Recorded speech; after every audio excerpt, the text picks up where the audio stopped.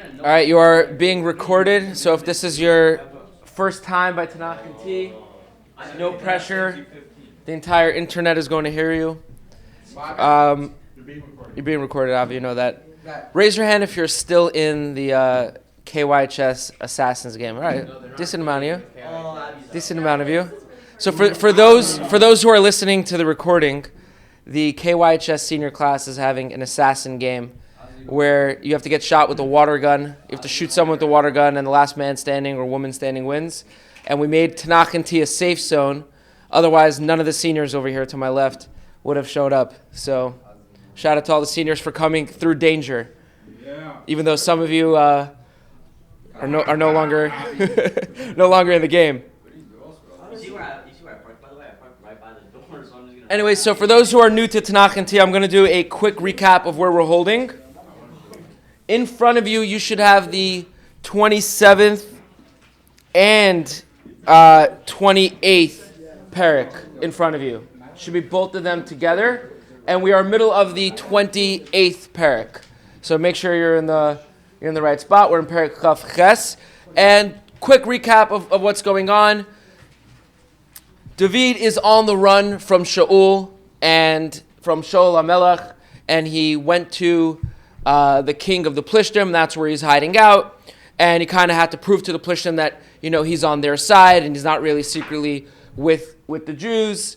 And Shaul at the same time has the Plishtim gathering to go to war against them, and Shaul is terrified. And even though he asks the Urim V'Tumim, and even though he asks prophets, and even though he does trying to talk to Hashem via dreams, he can't get any answers. He doesn't know what's going to be with this war. He doesn't know what to do. He doesn't know how to address it. So what does he do? He seeks a medium. He goes to a sorcerer. He goes to a woman who can bring back the dead. Now, what's interesting about this is that Shaul himself outlawed this thing, right? It's almost like Shaul outlawed doing drugs, and then when he can't get his fix, when he can't find any alcohol, he goes and finds the one drug left in the land, right? That's what Shaul did here. So where we left off was Shaul going to this woman and saying to her, I need you to perform sorcery for me. And her saying to him, are you trying to get me killed? Don't you know how strict Shmuel Hamelech is about this? Not knowing that who is she talking to? She's talking to Shaul. He dressed up at night, put on different clothes, came hooded in the dark of the night, and said, I need a hit, right? I need to go to a sorcerer. I need you to do me a favor. So we're up to Pasuk Yud in Chaf Ches, Pasuk 10. So Vayishava la Shaul. Shaul swears to her, Ba Hashem, in the name of Hashem, Lamar saying, Chai Hashem, as Hashem lives, Im Yikarech Avon Badavar Hazeh, no punishment will fall to you as a result of this thing. Right? You're good over here. Vatomer Isha, and the woman said, Esmi alelach. All right, who do you want me to bring back from the dead? Who do you want to speak with? What spirit? What should I conjure up for you? Vayomer Shmuel Halili. And he says, I want you to bring Shmuel up for me. Okay? So if you look at what Shaul says you won't get punished for this thing. Meaning this isn't licensed for her to be a sorcerer after this. Meaning right now it's a matter of life and death for the nation, right? Times are desperate. He needs to know what to do with the Plishtim. And therefore, this is reasonable. Meaning in Shaul's eyes, this is a reasonable action to take. So that's what Shaul means. Now, just to be clear, all the commentators agree that Shmuel did not come back to life because of her. Rather, Shmuel came back to life because Hashem resurrected Shmuel for this occasion. Meaning there wasn't any legitimate power to what she was doing, or even if she does have some sort of power that was not allowed against the Torah, that was dark magic, it wouldn't be enough to bring Shmuel Hanavi back from the dead. This is Hashem who actually decided to bring Shmuel Hanavi back from the dead. Now, what's interesting about this is what Shaul is doing is not okay, right? And if you were here at last Tanach Tea, we kind of described going to these alternate mediums of talking to Hashem, Avodah Zarah, as kind of like going to a prostitute instead of a wife, right? Meaning Hashem is a person's spouse, right? Hashem is a person's spouse, and when a person doesn't feel they can have intimacy with their spouse, what might they do to seek it out? They might go to a means that's not allowed, right? So what is Shaul doing over here? His wife, so to speak, his spouse, Hashem, doesn't want to talk to him. And he's trying to get answers, trying to get into the spiritual world via alternate measures, which is not allowed. It's like cheating on Hashem. But what's interesting is, when the woman seeks reassurance from Shaul, whose name does he swear in? He says Hashem. That would be like a person who is in the presence of with their mistress, let's say. Let's say a woman is cheating on her husband with her boyfriend, and when she's with her boyfriend, she swears by the life of her husband. Right? That's what Shaul is doing over here, or vice versa with the opposite gender, right? He's swearing by Hashem in the presence of the sorcerer. So just the irony over there, it shows you he's pretty confused. So, Vatereh ha'isha es Shmuel, and when the woman saw Shmuel, Vatizak b'kol gadol, she screamed loudly. Vatomer, and she said, Vatomer Isha, the woman said, El Shaul, to Shaul, and we're saying, Lama remistani v'ata Shaul. Why have you tricked me? You are Shaul. Vayomer la Hamelech, and the king said to her, Al tiri, don't be afraid. Kima ra'it, what do you see? Vatomer Isha, and the woman said, El Shaul, Elukim ra'iti elim min haaretz. I see a godly man ascending out of the earth. Vayomer la, and he said to her, Ma ta'aro, what does he look like? What's his form? What's his appearance? Vatomer, and she said, Ish zakein, it's an old man. Ola, coming up. V'hu otem mi'il, and he's adorned in a robe. Vayeda Shaul ki Shmuel, and now Shaul knew that this was in fact Shmuel. Vayikoda payar martzav v'ishtachavu, and he bowed down on the ground. He got onto the ground and bowed down. Okay, obviously very trippy stuff going on over here. So first of all, she doesn't freak out until something happens, right? When Shaul asks for Shmuel, she didn't freak out because she thought that he was asking for a different Shmuel, right? Random Shmuel, right? But once she saw that it's Shmuel Hanavi that was ascending, that's when she began to tremble, right? This is a serious thing. And that's when she realized that, there's bigger things going on over here. And of course, this must be Shaul. And we'll talk about how she figures out just because it's Shmuel, that it's Shaul in front of her. But something very interesting over here, if you look at the word, if you look at Elokim ro'iti olim min haaretz, I see a godly man ascending out of the earth. So it's written in plural, Elokim and olim, it's written in plural. And the Medrash tells us that she actually saw two people.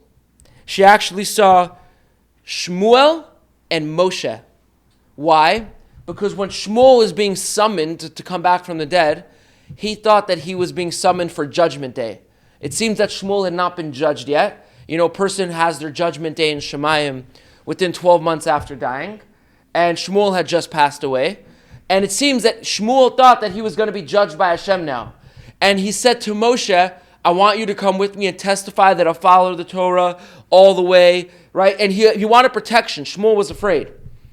And that's pointed to when it says an old man is arising, that's Moshe, and a man adorned in a robe, according to that opinion, that would be Shmuel. Now, when somebody does dark magic like this, whoever they're pointing the dark magic at, there's like tumah that's headed towards that body. So when she does dark magic and she has in mind for Shmuel HaNavi, that means there's tumah, there's impurity headed towards Shmuel. So when Hashem saw that, Hashem brought him back to life. Meaning the tumah never touched him. He was brought back by Hashem, not by this woman. Which is why she says, a godly man I see ascending out of the earth. Right? The way she talks about it, for her, it's like this is different than what usually happens. Now, what's very interesting over here is that Shaul was actually sad when he was doing this. Why was Shaul sad? Because Shaul, as we said, was like someone who's doing drugs after being the guy who's all the way against drugs, right? He's the one who kicked out all the sorcerers from the land. And yet over here he's turning to a sorcerer. So Shaul was sad about that he had to go back, right, on. He wasn't happy about doing this thing, right? He was doing it because he was desperate. Hashem takes pity on people who are suffering, even when they're committing a sin. And over here, Shaul was committing a sin, but he was suffering while he was committing a sin. And that's the reason why Hashem had mercy on him and resurrected Shmuel for him to talk to. Right? Because Shmuel will bring him comfort. Meaning Hashem just didn't do it. Hashem did it to actually have mercy on Shaul. There's an interesting comparison over here. That is anybody aware that there's a different penalty if you steal different items in Judaism, halakhically? Like if you steal an ox, how much? 4 times. So an ox would be 5 times. And what would a sheep be? 7. So a sheep would be 4. Right? So why is there a different penalty, right? If you steal an ox from someone, you have to pay them 5 times the amount. Right? There's a penalty on top of just returning the item. And you steal a sheep, you have to do 4. Why is there a different penalty? The reason why is because Hashem has mercy on the guy who's stealing a sheep. You couldn't even steal an ox. Meaning, like, even while you're doing a sin, the fact that you couldn't even pull off a better theft, right? Like, that means that there's something like you're so desperate and you can't even do it correctly because an ox is more valuable. The penalty is not as harsh. Hashem has mercy even towards the sinner. Pretty amazing. Okay, so the question is, how did she realize this was Shaul? Right? What made her realize that Shaul's in front of her? So some say that the way Shmuel came up, he came up head first instead of feet first, which was unusual. And that's when she realized that this must be like something big going on here. It must be Shaul in front of her. Others say that Shmuel told her. Meaning, remember, when she brings up a spirit, she talks to the spirit. She can see the spirit. And Shmuel says to her, you know that is, by the way, that's Shaul. And right, the spirit is telling her that's Shaul, and she freaks out. Another opinion was that it was Shmuel who bowed down to Shaul, not vice versa. Now, if Shmuel is bowing down to this man, who is this man? He's the king, right? Therefore, she figured out it was Shaul. So that's kind of the deeper things that's going on over here. Any questions, comments, concerns, and anything we've done so far? No? All right. So next Pasuk Tes Vav. Vayomer Shmuel El Shaul. Shmuel said to Shaul, Lama, why? Hirgazintani, why have you stirred me? Why are you bothering me? Lahalot, to bring me, oti, to you, to bring me up. Vayomer Shaul, and Shaul said, Tsar li ma'od, I have much pain, I'm very distressed. Uplishtim nilchamim, the Plishtim are waging war, against me. Ve'elokim sarma elai, and Hashem has turned away from me. V'lo anani, he has not answered me. Od gam b'yad neviim, not through neviim. Gam b'chalamot, or through dreams. Ve'ekra lecha, so I've called to you. Lahadoeni ma'ases, you can tell me what I should do. Right? So Shmuel seems to be very bothered that he was called up over here. Why do you think Shmuel is bothered that he was called up by Shaul? Why he was brought back to life by Shaul? What's bothering him about that?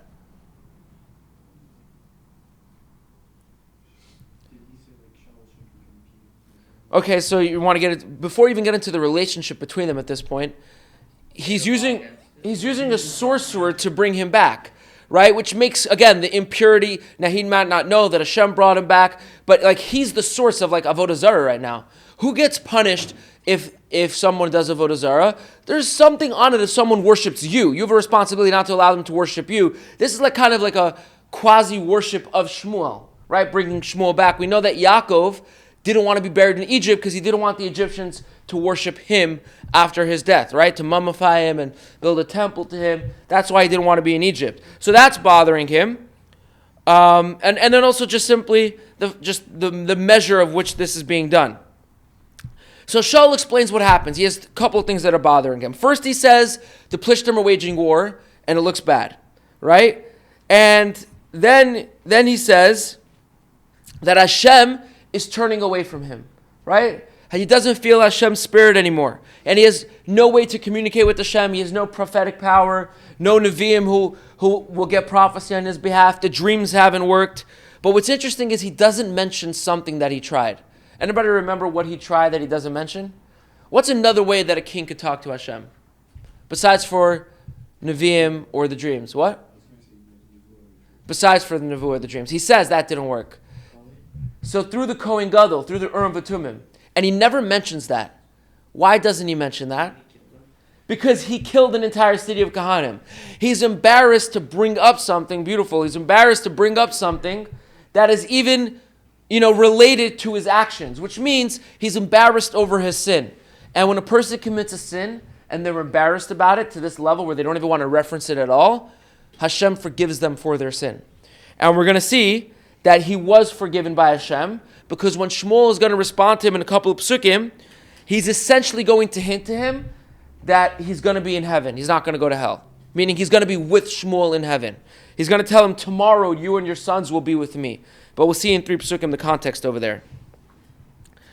Now, other people, by the way, say that there was a bas kol, there was a heavenly voice that said, Shaul is Hashem's chosen one. That's an alternate opinion. Now, going back to what we said about Moshe, there is a medrash that Moshe saw a vision of all the generations. So before Moshe died, Hashem showed Moshe everything that was going to happen. And when he saw everything that was going to happen, he spoke up about this. He said to Hashem, he saw all the leaders and all the prophets, all the wise men of Israel over the course of history. And he says to Hashem, when he saw Shaul, and he saw that Shaul would die, by the sword for having done this action of going to a medium, going to a sorcerer, Moshe says, Rabbonu Shalom, the master of the world, the first king of Israel, a very holy man, he's going to die by the sword.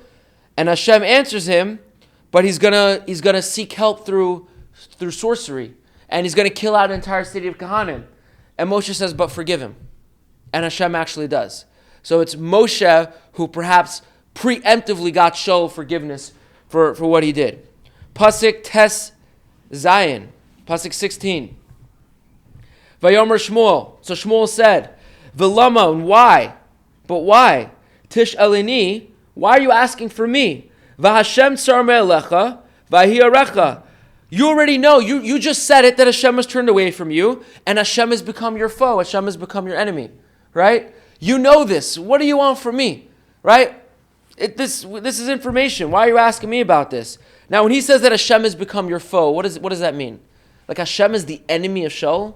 What could that doesn't sound right, that Hashem is his enemy. What could that possibly mean? Doesn't want to help him. So who is, in Shaul's eyes, his enemy? Meaning Shmuel is telling him, it's not that Hashem is your enemy. Hashem is in your eyes, your enemy. Right? You already know Hashem has turned away from you and towards your foe. Hashem has become your foe. He's one in one with David. He's on the same page with David. And also, it could seem he's hinting over here that you already know what you did. You killed out the city of Kahanim. I don't know what you're calling me back for. Right? You already know that your time is limited. Pasuk Yud Zayin. Vayas Hashem lo. And Hashem has done to you, Hashem will do to you, Hashem has done to you, Kasher diber biyadi, that I already told you, that he already said through me. Vayikra Hashem, Vayikra Hashem, Hashem has torn, Es hamemlacha, your kingdom, yadecha, from your hand, Vayitna l'ra'acha l'David, and has given it to your friend, David, to your fellow David. Very interesting pasuk over here. First of all, if you look at the first 3 words, the literal translation of Vayas Hashem lo, Hashem has done to him, right? So the simple meaning over here is that Hashem has done to you, but meaning referring to Shaul. But Yonatan ben Uzziel translates this as literally Hashem is doing to him. Who's the him over here? The him would be David, meaning Hashem has taken the kingdom away from you and has given it to him. It's very interesting that it says him and not you, because meaning, who's the main character now? Whose perspective is this being told from? That the kingdom has been torn away. If I say the kingdom has been torn away from you and given to your friend David, okay, you're still the main character. But it's the kingdom has been torn away, right? It's been from him, right? So this is what Hashem will do to him. Meaning Hashem is doing this for him. It's not even about you anymore, right? Or it could also mean both together. Also, something very interesting, he calls David your friend, which is in contrast.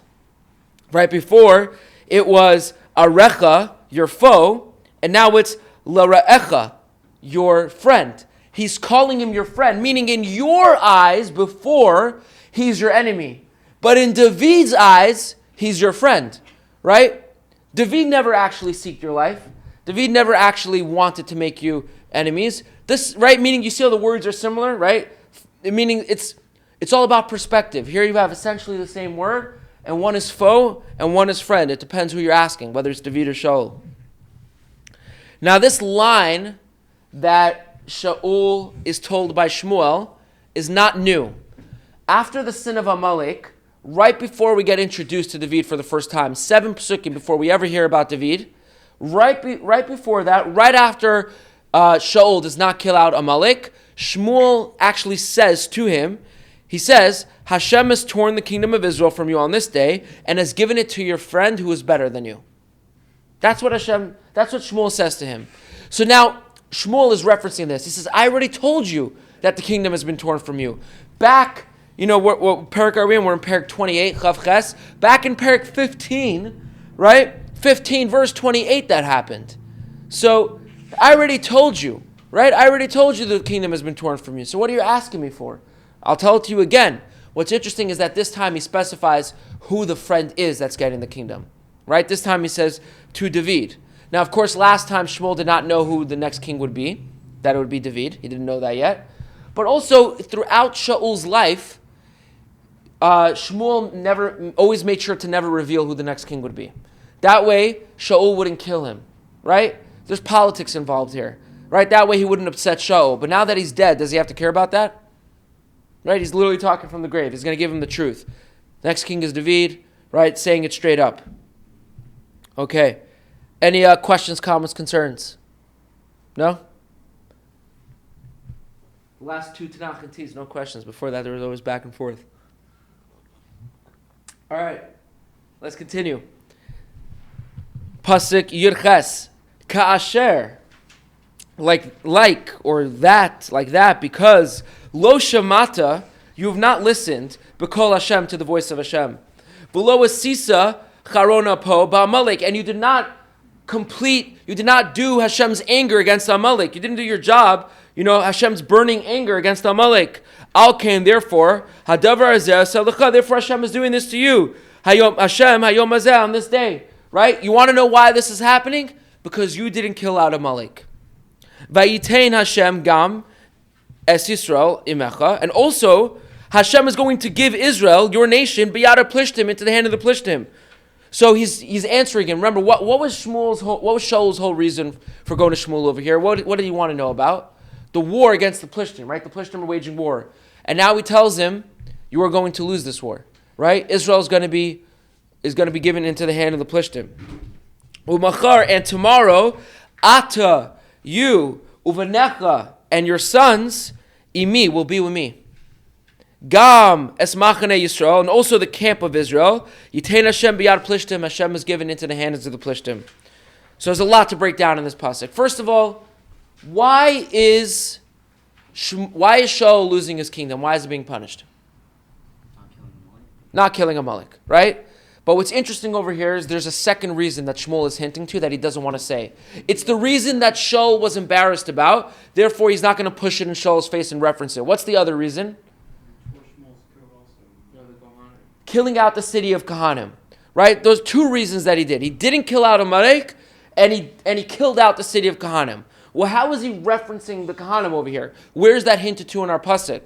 Well, there's this concept in Judaism that if you have mercy when you shouldn't have, right? If you are mercy to the wicked, then you'll be wicked to the merciful, right? If you get yourself out of balance, if you are kind when you shouldn't be, you'll turn around and have too much anger, too much, justice when you shouldn't have. Meaning, because Shaul didn't kill out Amalek, that's the reason why the city of Kahanim happened.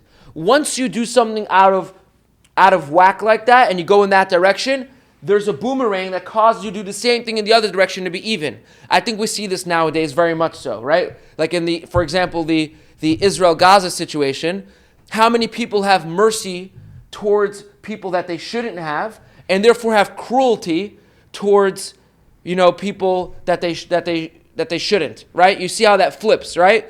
And meaning, we could all understand someone having mercy for the children of Gaza and things like that, right? We can understand that. That makes sense. There should be mercy for them, for the innocent. But we know that when they take it too far and they have too much mercy for people, for Hamas and et cetera, and a lot of people that they shouldn't have, they turn around and then they celebrate, the deaths of people. And by the way, once we're talking about this conversation, this learning should be for the merit for the neshamot for the Bibas family, who will be released B'ezrat Hashem tomorrow at the time of this recording.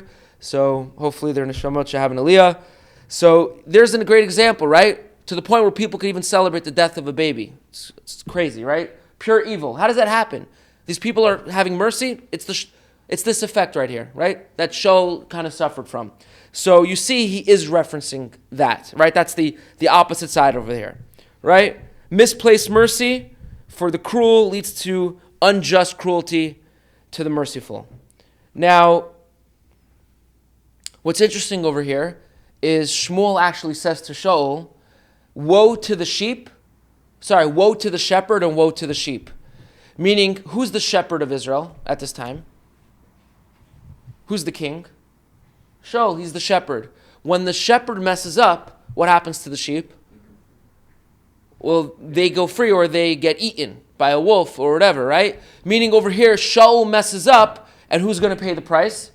Israel's going to lose this war against the Plishtim, right? Because Shaul messed up with Hamelech and the city of Nov with the city of Kohanim. Woe to the shepherd and woe to the sheep. By the way, I just want to point out something. Shmuel is the only prophet to have nevuah, to prophesize in death, right? Meaning every other prophet we've had in Israel has been a prophet while alive. He's the only prophet to be a prophet while alive and while dead, right? He's dead right now. This is a dead man talking, right? Prophesizing. Okay, now he's not done. He says to Shaul, notice what he says. He says, tomorrow you and your sons will be with me. What does that mean? They're going to die, right? Now that's the dark side of it, right? It's a dead man talking, as we just said. So Shaul, he's telling him, you and your sons, you're going to go into this battle, and tomorrow you're going to die. You're going to be with me. But the positive side, the side that I referenced 3 psukim ago, is that where is he going to be? With me. Meaning in heaven, right? Not in hell. He's going to be in heaven with Shmuel. And essentially, this is what Shmuel tells Shaul. He tells him, listen, take my advice, go out into this war, and you're going to end up falling by the sword. You're going to end up being killed. But your death will be a kapara. Your death will be an atonement, and then you'll be in the same place as me. You'll be in heaven. And Shaul, by the way, does listen to Shmuel. He decides, because Shmuel actually tells him, if you want, you can run away, and you won't die. You won't die if you run away, right? If you go take a run for it, I'm telling you this war will not work out for you, and you don't want to go out to the war and you want to ditch your people, you'll survive. But you're not coming to me. And Shaul goes to his death. But he goes into the war, he listens to Shmuel's advice, and he says, I'm going to go to heaven. Right? He goes into the war willingly, knowing what his outcome will be. He doesn't run away from the punishment, from the death. He's ready to face it head on, right? So he chose to die, essentially, right? And be rewarded in the world to come. Pasuk Chaf. Vayimaher Shaul. So Shaul hurried, Vayipol Milo Kamoso, and fell all the way down, Arza onto the ground. Vayar Ma'od Medivrei Shmuel, because he was terrified of these words of Shmuel. Gam Koach Lo Hayabo, and he didn't have any strength, right? He literally fell because these words terrified him so much he couldn't bear to stand, right? It was quite the message he just got. Kilo achal lachem, and also he did not eat any bread. He's been fasting. Kol hayom v'kol halayla, all day and all night. So Shaul had been fasting as an atonement, so he's extremely weak. Now, of course, the simple meaning is that he's weak because of the fast, and the simple meaning is because he's been told essentially he's going to die. But there's another opinion that says one of the reasons why he became terrified is because he saw how terrified Shmuel was about facing judgment from Hashem. And he's like, if Shmuel is terrified about facing judgment from Hashem, what does it say about me, right? And just for all of us in the room, what does it say about everyone, right? If Shmuel is terrified, that he's like, I need Moshe to be by my side when Hashem's going to judge me, right? So that part freaked him out. Like, being in heaven, it's no joke. Everybody has something to fear on the day of judgment. It's a very scary day. Another opinion is that the name of Hashem freaked him out. Now, what's interesting is that Shaul never actually sees Shmuel. He just recognizes his voice, meaning when he's brought back from the dead, it wasn't his body that was brought back from the dead. Remember, this is a sorcerer. It's just a spirit, right? It's just Shmuel's voice. By the way, I'll tell you, I had my Rebbe in Shana Gimel in Israel, and he actually told us the story that he took part in removing a dibuk from a woman's body, like a spirit that was in her body. It's like very, very scary stuff. When he told us about it, and the video is on YouTube. I remember when he told us about it, we watched a video on YouTube. Like, I went back to yeshiva that night. Like, you make sure you're around someone. It was like terrifying. And he actually said that the voice that came out of this woman when she spoke was a man's voice, and like with like some sort of accent. I don't know what country the spirit was from, but he was saying that when spirits come back, they always retain their voice. You still have this video? Yeah, it's on YouTube. If you want, I can show it to you. You can find it. Potentially, I don't know. All right, we'll see. Anyways, the video is like from like 1985 or 1990 or something like that. It's an old video, but he was a part of removing the spirit from this woman. Okay. Anyways, after this happens, Avner and Amasa asked Shaul what Shmuel said. Now, anybody remember who Avner and Amasa are? Avner is Shaul's general, and Amasa is kind of like his second in command. And Amasa is actually David's nephew, which is very ironic. But anyways, Avner and Amasa asked Shaul what happened. And you know what Shaul said? If you're Shaul, what do you say? When they ask you, what did Shmuel say? If you're Shaul, what do you say? We're going to lose. I'm going to die. He doesn't say that. He says, he told me that tomorrow we're going to go to battle and we'll be victorious. And that my sons are going to be appointed leaders, etc., etc. And he did this because he didn't want to break the spirit of the people. Right? Meaning, he can't go out. Yeah, Shmuel told him this prophecy, but he can't go out and say, yeah, we're going to lose. And I'm like meaning this doesn't add up, right? Now, at that moment when Shaul said this, in the Reish Lakish and the Gemara tells us that Hashem called to the angels and said to them, look at this man over here, right? He enters into battle knowing that he will be killed, and yet he takes his sons along and he's happily accepting the judgment which heaven has sent down towards him. So, he was praised by Hashem in this moment. Vatavo ha'isha el Shaul, then the woman came to Shaul. Vatereh ki neval ma'od. She saw that he was terrified, that he was alarmed. Vatomer elav, and she said to him, Hinei behold, Shama shivchasecha, your maidservant b'kolecha, your maidservant heard your voice. I listened to you. V'yasim nafshi b'kapi v'emches divarecha. So I listened to you. I obeyed your command. Asher dibarta elai, that you said to me. Right? I risked my life for you. V'ata now shema na, please listen to me. Gamata b'kol shif chasecha, please listen to the voice of your maidservant. V'asima lefanecha pas lechem, and please, let me put before you a loaf of bread. Ve'echol, and eat. V'hi b'kakoa kitelik b'derek, that way you have energy before you go on your journey. Right? So she's begging him to eat food. V'yime'en, but he refused. V'yomer, and he said, Lo echel, I'm not going to eat. V'yifritzu v'avadav, but then his servants pleaded with him.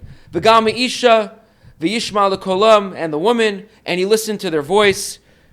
V'yakam me'aretz v'yesheva lemita, and he got up from the ground and he sat on the bed. So it sounds like Shaul was very depressed about this. He was fasting. He doesn't want to eat anything. He's going to die or whatever.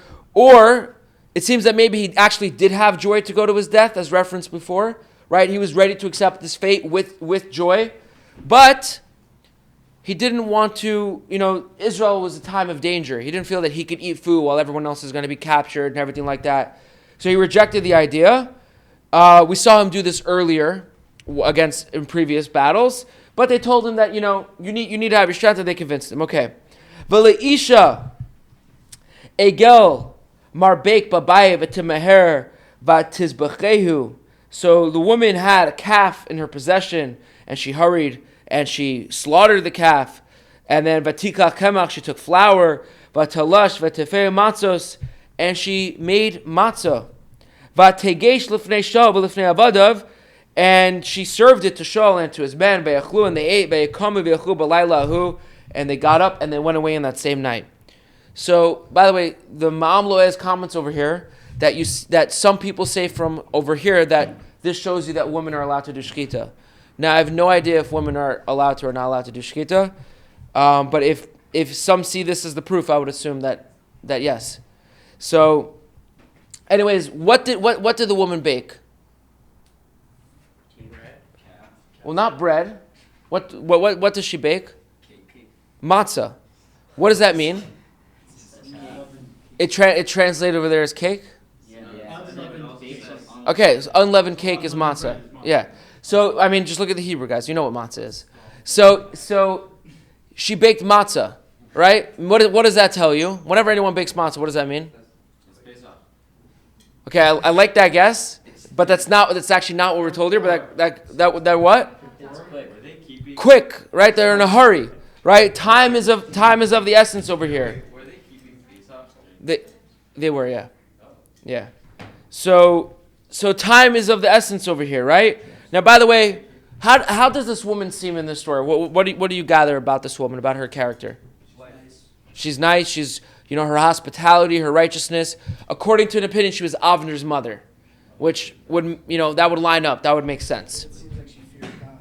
Yeah, definitely, right? It's weird that she does this, but she's also... So, according to the opinion that it was Avner's mom, she only knew how to do it because she studied it to counteract it or things, meaning she didn't actually do it. She just did. She made a special exception here for Shaul. There's an opinion like that. Though, according to that opinion, I haven't figured out how that would work with Pasuk Shot that she doesn't know who Shaul is.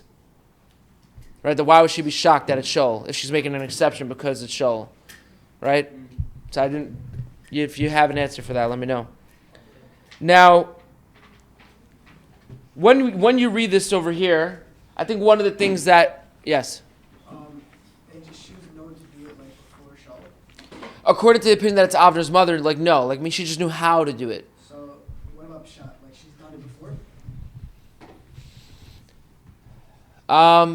That's not clear, I would say, in the Pasuk Pshat. It was just the only person that she got there, she assumed she needed to do it for. Right, but then why didn't she know that Pasuk Pshat, she doesn't know that it's Shaul. She freaks out when she calls Shmuel, and she goes, "Oh my gosh, you're Shaul. You lied to me." Right? Was he disguised? He was disguised, and the text tells us that he's disguised. So if he knows he's going to Avner's mother, right, can't really, I don't know, to me those two ideas don't work. That's why he was disguised, no? Because she knew him. Maybe, right, maybe the simple answer would be, then why is she doing it though? Because maybe Avner said, oh, you should do it. Avner made, without telling her the identity of who it is. But then if Avner co-signs it, why is she afraid of being killed for it? Avner's the general, meaning no matter how we work it, we're gonna run into a problem. But Pasuk Pshat, it's not Avner's mother. Pasuk Pshat, it's a random woman who was a sorcerer, but you do see her righteousness, right? Okay. Also, I think what comes out in the text over here, whose righteousness do you see now at the end of this story over here? Who? Shaul, right? We spent so much time seeing Shaul as kind of like this tragic figure, right? With him being bipolar and him chasing after David. And you see his righteousness over here, that he accepts the din from Shemayim, with joy, right? With love. And he's ready to carry it out, right? And despite knowing he's going to his death, he immediately goes to prepare the camp for war. Now, Hashem, just to end off this parak, Hashem is doing a chesed for Shaul over here. The chesed that Hashem is doing for Shaul is that his time has come. When I say his time has come, I'm not talking about his life. I'm talking about his kingdom. Right? We were already told a while ago that Shaul's kingdom was numbered. And who's going to take over his kingdom? David. Now he knows it's David, but he's not alive to see it happen. And that's a chesed. Because that'd be very painful to be alive and to see your kingdom ran by someone else. Right? Hashem had the chesed of, he was king his whole life. He died as a king. Right? He's going to go to his death as a king. He never sees the next steps after him. And that's a chesed from Hashem. Right? Didn't bring an end to his kingdom while he was still alive. So, I think this is the end of the parak. This would be a good place to stop. I'll give you a little preview for the next Tanach Tea of the next parak. What's going to happen in the next parak is that the Plishtim are actually going to go to war with Israel, with the Jews. And the Plishtim, who do they have with them? They have David. And we're going to see next time how David gets out of this war. Meaning, because right now he's actually on the way and he has to fake that he wants to fight the Jews. And what's going to happen? If you remember last time we mentioned that he's the personal bodyguard for the king of the Plishtim. That way he can keep an eye on him. That way he can't low-key take out Plishtim, from within. We'll see how he ends up getting out of the war. And then also next time, we're going to see that David's entire family is kidnapped. All of his wives, all of his children, and all of his men's wives and children are kidnapped by Amalechim and taken hostage. So we're going to see what happens with that. Thank you, Avi. You got your shout out. Oh. All right, thank you for coming to Tanach Tea. When's the next one? So either next week or in 2 weeks, I haven't decided yet. What, is this a new thing? No, it's been happening since last year. We usually do it every other week. But Next week, 'cause we missed last week, so we either might continue next week and just continue as usual, or we'll reset and do every 2 weeks. Question? Yes, Why are we allowed more than one wife? it's a great question. I'll pause the recording and then I'll answer.